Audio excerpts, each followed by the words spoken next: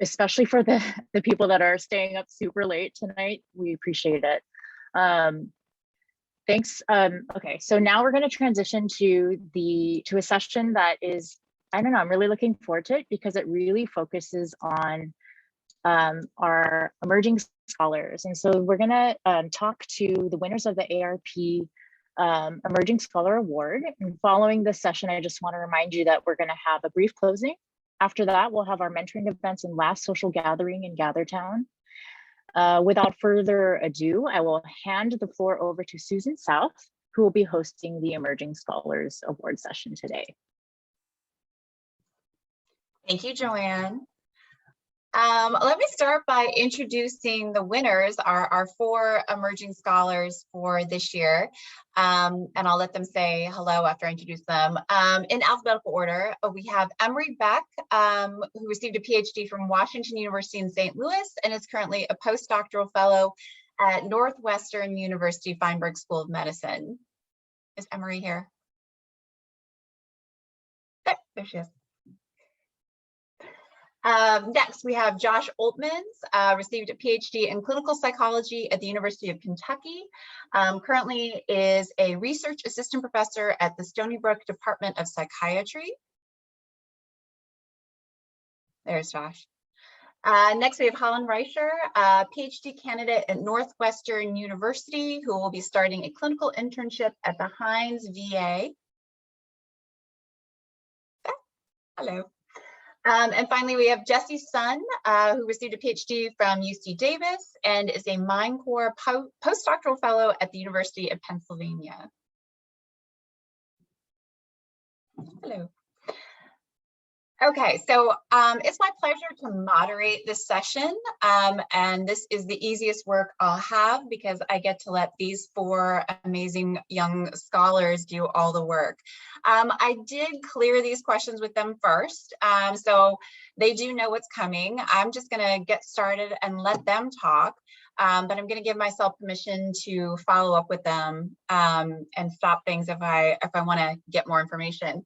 I want to start by asking them why they became interested in the questions they're currently studying and what questions they see themselves tackling in the future.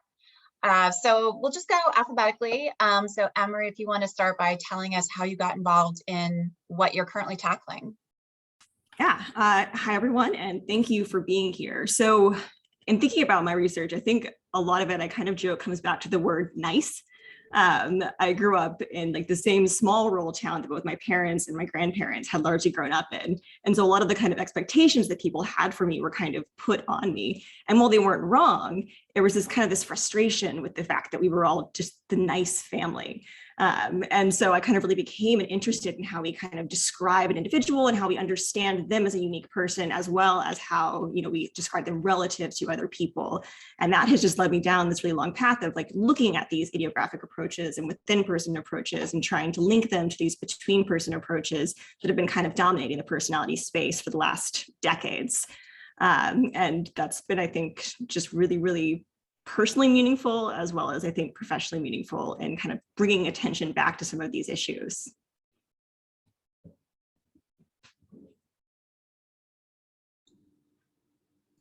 So we're going, I guess I'm next. Yes, go. So I started working in a lab focused on 5-factor model personality traits and personality disorders. A lot of you know my father's a lab. So that was really my first experience, and we sort of idolized the opinions of this professor named Tom Whittaker, and I sort of followed my interests, and my master's program was reading more about personality and personality disorders, and I found Tom's work to be really accessible as a master's student and really interesting, and I was able to get excited about it. And then luckily enough was able to go work with him for 6 years. And so I'm interested in sort of where the 5-factor model came from. The sort of language basis has been really interesting. And at Stony Brook now I've been able to learn more about NLP. And I think it's sort of a natural transition. studying the five-factor model based in language, and now sort of focusing a little bit more on language. And so that's sort of bringing me to where I'm at now.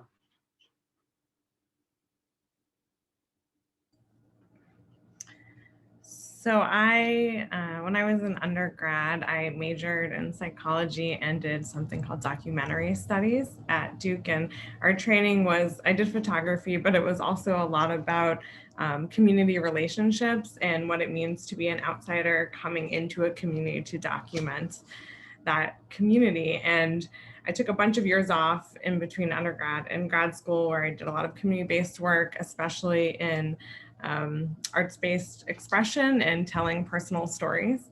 So when I decided I wanted to pursue becoming a clinical psychologist, is what I am in, and I was looking for what kind of research I wanted to do, and I discovered the existence of narrative identity research. I was just like completely thrilled that there was an opportunity to, engage with people's life stories, how they understood themselves and expressed it, and like capturing the lived experience in a way that seemed more authentic and as close as possible to what they understood about themselves. And I think my work doing community-based writing, but also a lot of social justice work informed not only my interest in narrative identity methods, but also my other kind of area of research, which is what I used to think of as social justice. We call a lot like diversity and inclusion, but I am really interested in open science in terms of openness and access and inclusion, and how methodological diversity can be really important to increasing our social justice work too. So that's kind of what led me to my main interest now. So I've always been interested in the prospect of using psychology to improve well-being. And so as an undergraduate, I became really interested in the link between personality and well-being specifically, because I realized that if personality is so strongly tied to well-being, then we can't just apply these like basic like one-shot interventions and expect that to make a huge difference, which is how I got into my work on personality processes. But more recently, what I've been increasingly realizing is that in order to increase well-being more broadly, not just for a person's own well-being, but the well-being of people who they interact with and who they could affect through their actions more broadly. For example, whether they donate to charities that help people in impoverished countries, whether they take action to support social justice policies and practices, whether they choose lifestyles that harm or help others. Those are all things that can also impact well-being, which is how I'm now increasingly interested in morality and the link between moral character and the well-being of society and other people more broadly. So going forward, I'm looking forward to using the lens of personality psychology and personality development to study questions relating to moral improvement and the implications that has for the well-being of people themselves, as well as those who could be impacted by them.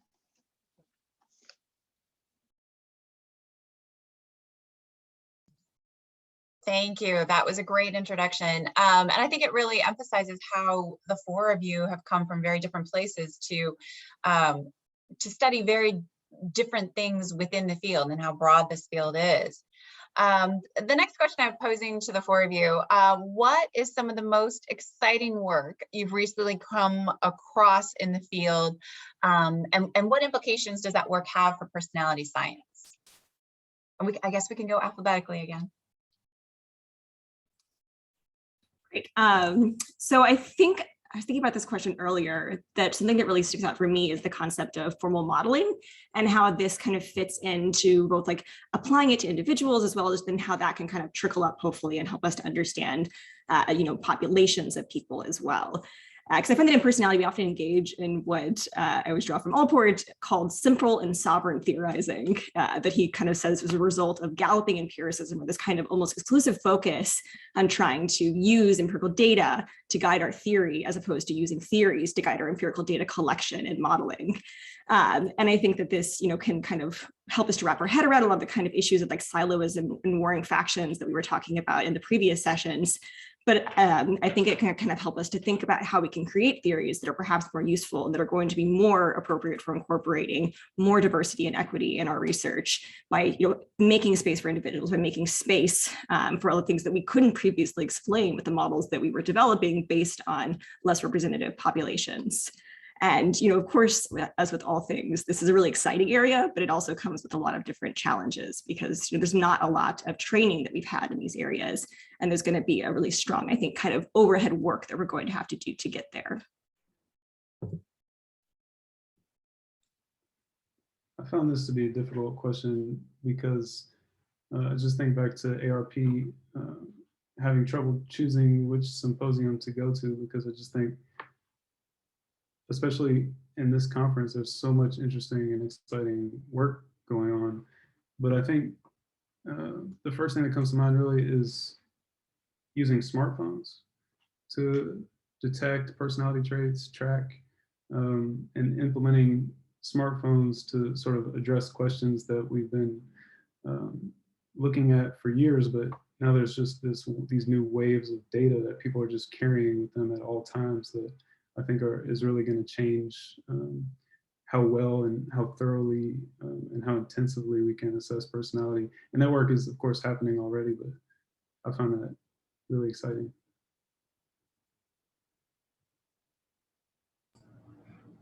Kind of going off of from almost like the other extreme to what Josh was just talking about.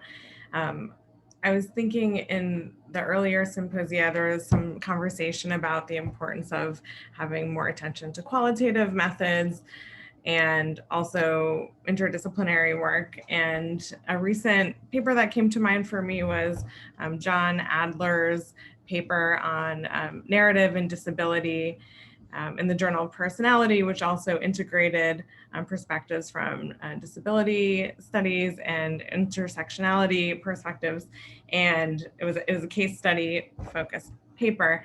And it's really interesting to observe the way that our field, not just personality, but psychology kind of has gone between like a case study focused approach to this much bigger data. And I think what we might be coming to again is trying to integrate these perspectives more and create a bigger tent to have like a diversity of perspectives and more flexible lenses through which to understand personality. And so I'm excited by the prominence of that paper and that it was widely accessible. And I'm really hoping to see more both case study work, but that interdisciplinary, sophisticated lens in that way that can help inform all of our work, regardless of how big our samples are, and the kind of work like Emery and Josh and we're talking about, but also these, I guess, smaller moments also. I just want to highlight a paper that I read recently that I really found super interesting. So there was this paper by Isabel Tillman and Reinout de Vries on who has to change and how, the trait specificity of personality change goals.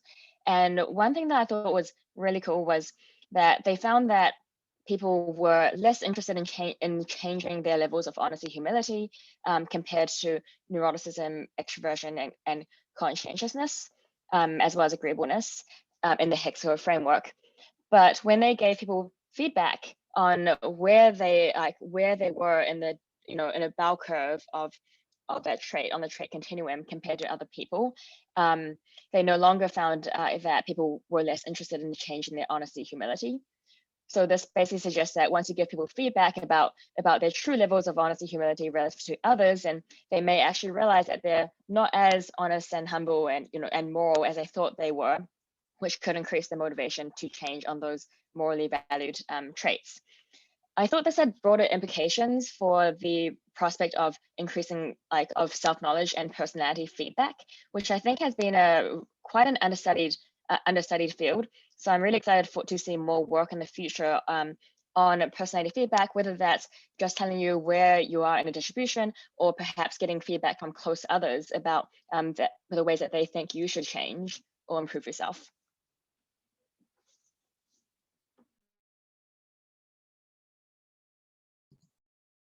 Great, thank you.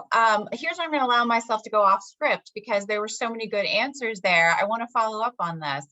The four of you highlighted, again, very different, very cool stuff going on in the field right now. So let me pose this to you. From sort of more applied work, right? I can see very applied applications of smartphone technology that Josh was talking about, to more theoretical work that I think, Emery, you were talking about. Where is the balance of importance in the field now? Should we be focusing on more applied aspects of personality science, or should we be focusing more on theory right now? And I will just open it up to whoever wants to chime in. Start. So I think for me, it's never been an or question. I think that, and perhaps like working in like the medical context for the last year has been helpful of like really kind of having the opportunity to see team science happening and kind of recognizing that we can have people who are doing, you know, this really good applied work and taking some ideas. And then we can also have people who are doing really neat, deep theoretical work. And, you know, then the kind of challenge, of course, becomes integrating across the two. And, you know, with the kind of like siloed disciplines that we sometimes have, it becomes difficult to do that. So I think that perhaps like one of the biggest challenges and the opportunities that we have is finding ways to kind of integrate across these different areas and connect to people doing different types of research so that we can build our theories based off of the kinds of things that we learn from applied context, but at the same time take, you know, the deeper theoretical work that we can do and test those that in the applied context, this kind of cyclical relationship.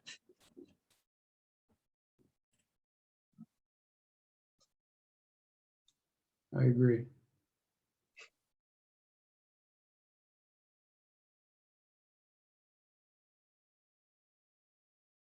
So we have two clinical psychologists here, right? And two personality psychologists. Did I get that right? And there's obvious applications for personality science and clinical psychology, and you could almost make an argument that personality is a more applied when we come to clinical psychology, right? But how do we get at this difficult problem of what Emery's talking about, right? And how do we make those two things work together?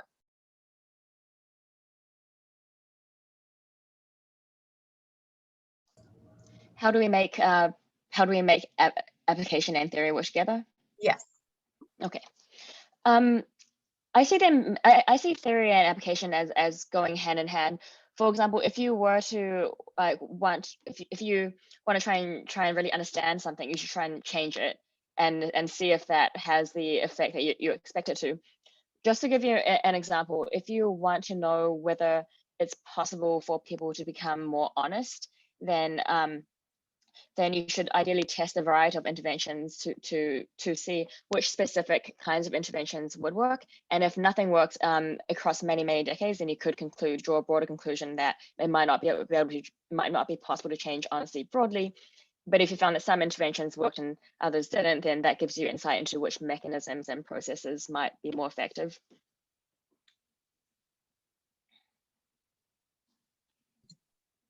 Jesse, I love that. If you want to understand something, try and change it. I'm going to steal that, if you don't mind, and use that. That's great. All right, let me get back on track with our questions that I pre-approved. So the next question I had for all of you, what do you see as the biggest challenges or opportunities personality science faces in the near future? We can go alphabetically again. Okay. So I think I'm going to give perhaps what is a bit of a hot take, but I want people to bear with me because I actually think it's a good thing. which is that I don't think that we actually know what personality is. And I've noticed a kind of like rising discontent with the definitions of personality that have become somewhat mainstream for the last several decades. And if I think one way to kind of like think about this is if you ask pretty much anyone here what they think personality is, and the, you know, kind of like call all the definitions and things that they give you, and then you look at all of the work that we're all doing, then you might kind of start noticing a mismatch between the way that we're possibly operationalizing personality and the way that we're actually defining it in our own kind of heads. And this creates this kind of theory method gap between what we think is actually happening and what we're actually doing. And I'm certainly not immune to this. My own work reflects this in many ways, but we're applying these methods that just don't always correspond with our thoughts. And I think that, again, part of this goes back to like create these theoretical structures that will allow us to then actually test those. Because if we have theories that we can't test, then we're going to kind of always be stuck in this perpetual gap between what we think personality is and, you know, how we're actually going to test it. And I think, again, I said this before, but, you know, there's going to be a kind of, I think, almost reckoning if we don't get kind of more training on how to do this better and start, you know, doing exactly what Jesse was talking about, of trying to, you know, get like learn from the applications of these things and like kind of get some hints about mechanisms and build that then into kind of theoretical models that we would like to apply in other contexts.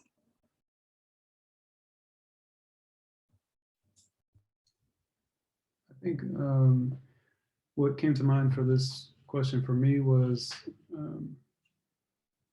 clinically, so we're learning about personality in the clinic. We know who the person is matters for what forms of psychopathology they have and the trajectory of their well-being through treatment. But clinicians don't really like using personality. They like using symptoms. It's hard to tell a patient, you know, this is who you are and it's causing you problems. So I think a challenge is, and that's not how I would do it, but I think that's a challenge, is the stigma that comes with personality disorder. I think basing now personality problems in the 5-factor model is helpful, but you know, with things like borderline personality disorder and the DSM categories, they're stigmatizing, and people don't like being diagnosed with a personality disorder. And so I think we know how personality in many ways, I mean, there's a whole lot of work to be done in terms of studying personality in the clinic. But I think we also have to figure out how to make this acceptable to clinicians and to patients, and how to sort of destigmatize personality problems. So I think that's the challenge with personality clinically going forward. I think it's a really tough challenge.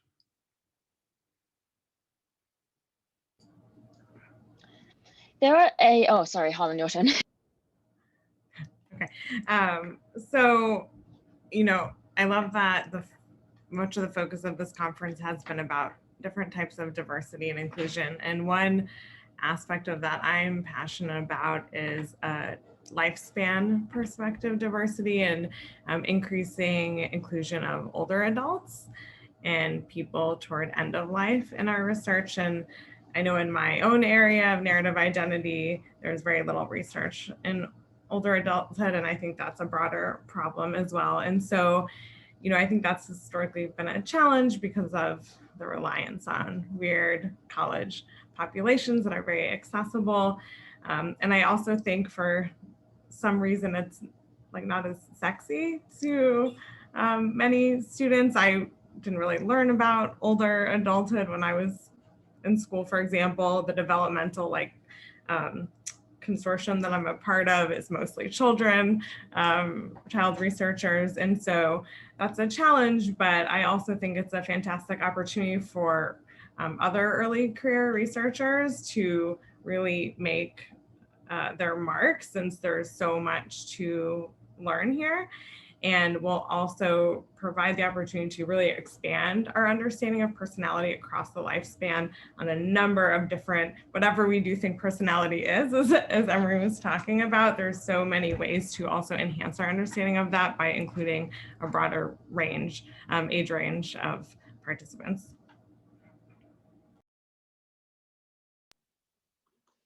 I'm really excited about two applications of personality matching techniques.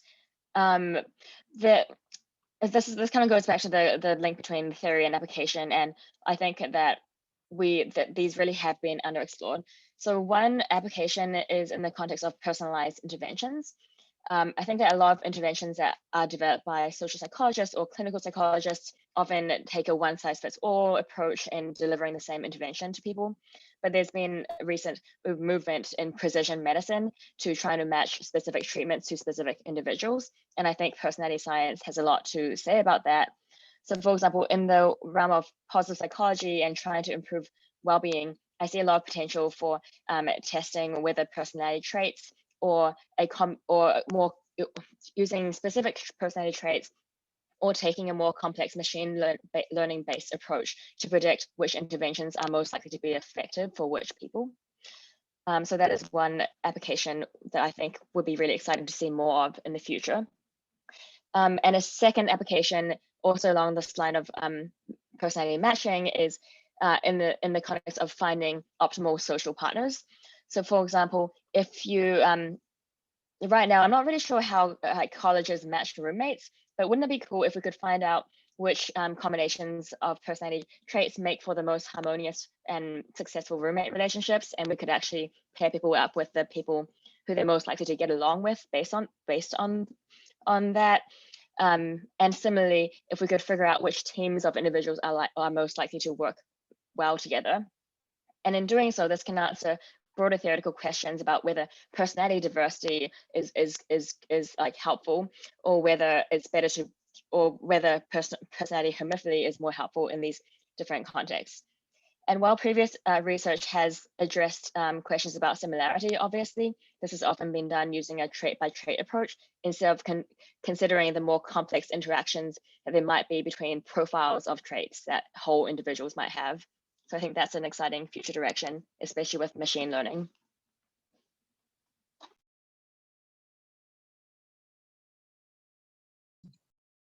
Thank you. That was great. I'm going to skip my pre-ordering that I gave to our 4 scholars and move to another question, which I think follows a little bit better and where we are in the discussion. And some of you already touched on this, but the question is, how have you integrated diversity into your research, or how do you see diversity, a focus on diversity influencing the field in the near future? I can start.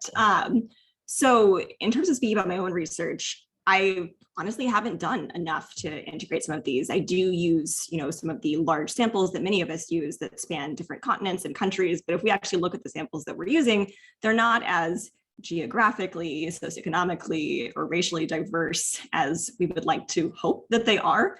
And I think that the kind of way that I see rectifying this is actually not through that kind of more, like broad population level research, but more so through like kind of like personalized, idiographic approaches to personality. Because I think if we start looking at ways in which we can understand a person relative to only themselves, then we might start to do a much better job at understanding how exactly their lives are unfolding in ways that I, as a white woman, cannot understand. And I think that this is a really, really important step for us to take, because otherwise we might find it very, very hard to reach the populations of scholars, perhaps, that we would need in order to have the diversity of scholars that we need to understand these perspectives.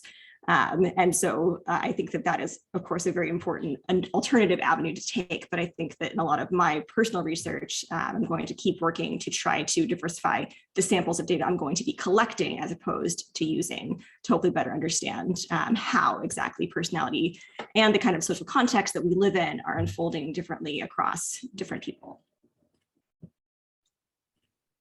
Yeah, I think a focus on diversity is it's going to improve our research so much. And one step that I've taken, just trying to increase representation in my work, was a recent project is focusing on a huge sample of mostly white men. And so I knew this was a problem. And so I used networking to just try to reach out to someone who had similar measures in a different population that we could sort of integrate these things together. So I reached out to Abby Powers at Emory University, and she had a sample of mostly Black women. And so for the models that we're going to be developing for in World Trade Center responders, I'm going to adapt the models to the Grady Trauma Project. And hopefully the initial models that we come up with will be adapted from white men to Black women, and we can eliminate some of the initial biases that would be built into this measure to begin with. And I just think that as we build new models and do new research, to the extent that we can right now, if we can integrate more diverse samples into these models that we're building and try to get rid of some of the initial bias that has been there in the whole history of most of the history of our field. That was just sort of the first step that I felt that I could take as a postdoc right now. But there's a lot more to do, a lot more to learn, at least for me going forward.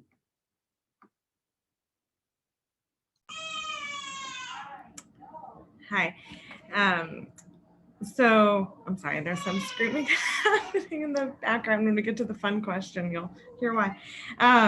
So in terms of my own efforts with diversity, I'm really interested in continuing to talk about open science in an expanded way of thinking about it that has to do with making it open to more open by including diverse populations, which I do try to do in my work, but also, as I think I touched on before, methodological diversity.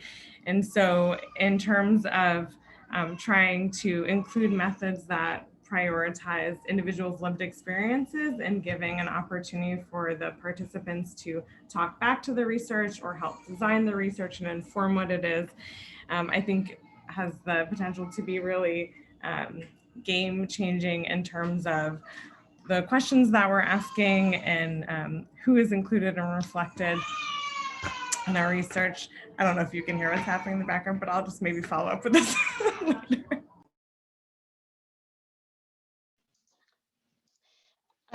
So one thing that I've really been thinking about is how difficult it is to recruit regular people. Like just to like find people in the community who are willing to participate in research and who aren't just college students or otherwise young people who are, science friendly. And given that it's probably going to be infeasible to try and recruit representative samples for every question we might have, I would love to see more thinking about which dimensions of diversity, whether that's age, culture, race, LGBTQ status, disability, etc., which dimensions are most important and likely to be relevant for which research questions, and also to see more data on that so people can target their resources in a more efficient way. Because it might be that different elements matter more for different phenomena. And also I would love to see a field-wide initiative or more team science where a group of personality psychologists gets together and decides on what are the most important questions that we need to redo, restudy or study now, and then let's all pull our efforts or get a big grant to address this in a big diverse sample, because it would be really difficult for individual to rely on individual researchers to do that themselves.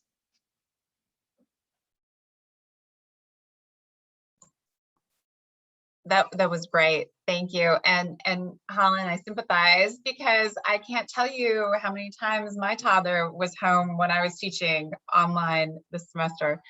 I think it's a good time to transition to the more personal question. So getting to know the four of you a little more personally, tell us something personal. I phrased it to you in email. What's one thing making you happy right now, or something that you're passionate about that you would like to share with us? So I think one of the biggest things making me happy right now, you can kind of see behind me, which is that my partner and I just recently got a puppy. So this is Sergeant Pepper, and she's 14 weeks old, and she's really adorable when she's not biting us, which is, about half the time. And also just being able to finally start to explore Chicago, making it back to the same city as my best friend, Cindy Tapa, who is here to say hi. And then also just being able to reconnect with some of my family and friends that I hadn't been able to see during the pandemic, and finally getting to actually go home and see my family who I hadn't really gotten to see. So those are the things making me happy right now.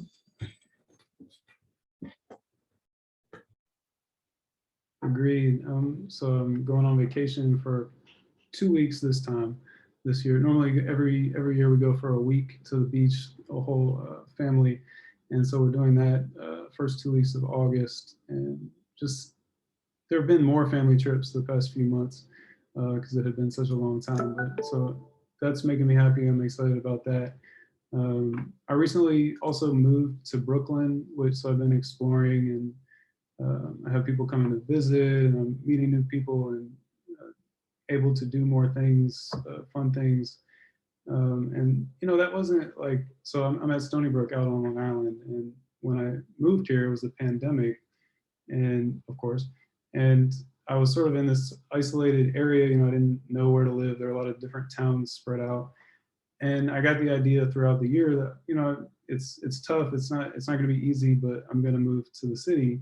And this was just sort of a life thing for me. And it's not like it was an easy thing, but I just knew that I wanted to do something for me this year. And so I did that, and I've been really enjoying it so far.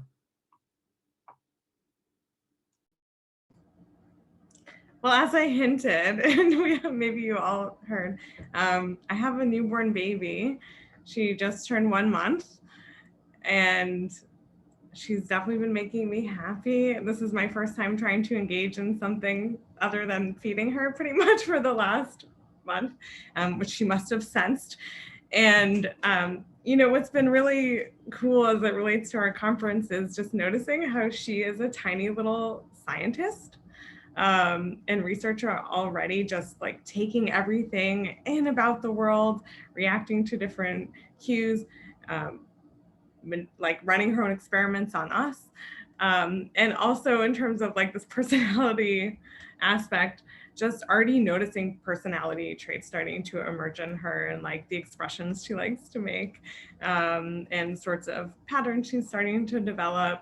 And so I do understand why a lot of people are interested in child psychology, but certainly starting to get to know a brand new human, and trying to get to know myself as a parent has been a really cool thing in my life lately. Congratulations, Holland. So exciting.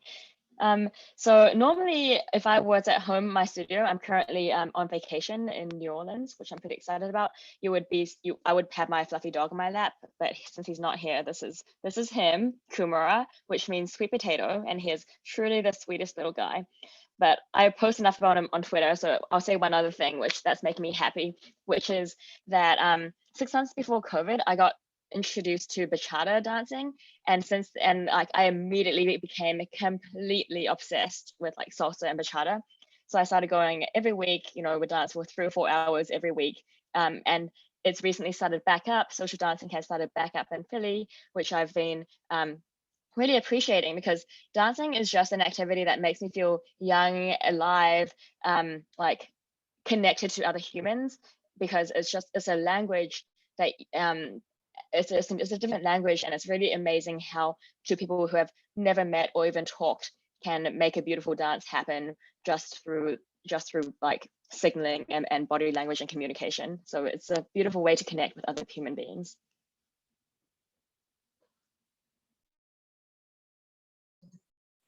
Thank you all for sharing your new humans and your new animals and your new hobbies. That was very cool to hear about all of your passions. We don't have too much time left, so let me just give the audience a chance to ask all of our 4 scholars any questions that they might have in our last few minutes here.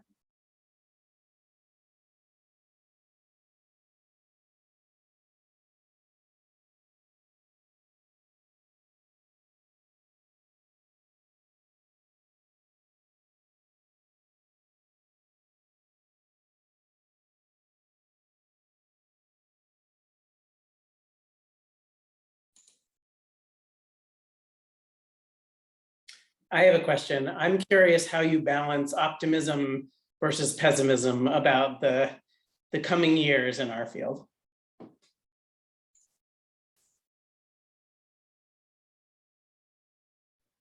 I can, I guess, say something small, which is just that I think for me, for all of the, I think the challenges that we have, I think it's also just really special that we get to be a part of actually solving what are perhaps more challenges.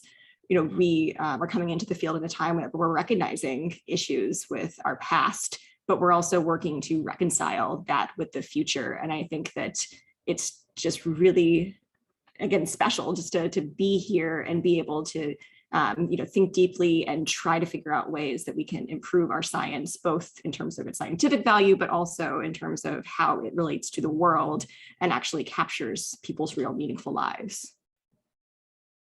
So I guess I just remind myself of that whenever things get hard. I think reading papers that I love, new exciting papers, other people's work, and staying connected with other people and other researchers in the field is one of the best things. I think just everybody that's in personality research.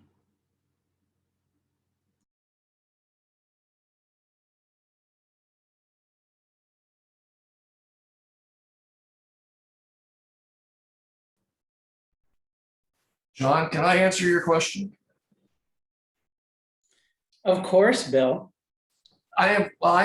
Meetings like this make me very optimistic. Of course, that's more of a trait with me, but nonetheless, Laura and I lived through the dark ages of personality, and now we're seeing this explosion of interest in all kinds of topics, some of which I understand, some of which, as you know, I have no idea what you guys do, but that makes me excited anyway.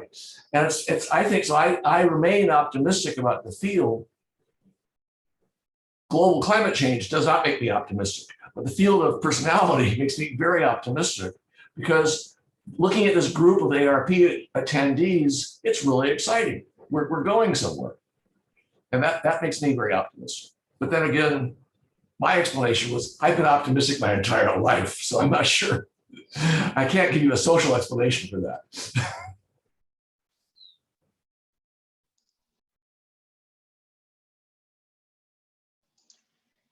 I feel optimistic just seeing how much practices have changed in the past 10 years with the open science movement.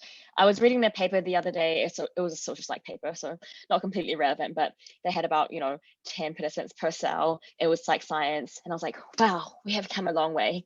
So just seeing how fast things can change in 10 years makes me really excited. And even though there's a lot of room for us to improve in personality science on diversity and inclusion of participants from various backgrounds and also researchers from other countries, the fact that we are now making this an active conversation, that we have an ongoing conversation, makes me think that we are going to work together to find solutions that will make progress on this front.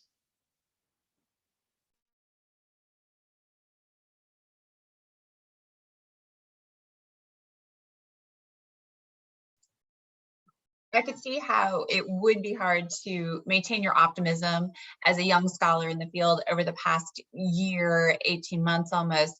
But I think the fact that you four are representative of our young scholars who are pushing forward and still producing great work, even under these times of incredible stress, is a reason for optimism. So thank you all.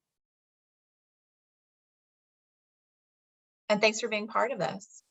Be willing to have a discussion instead of just talks. Thank you.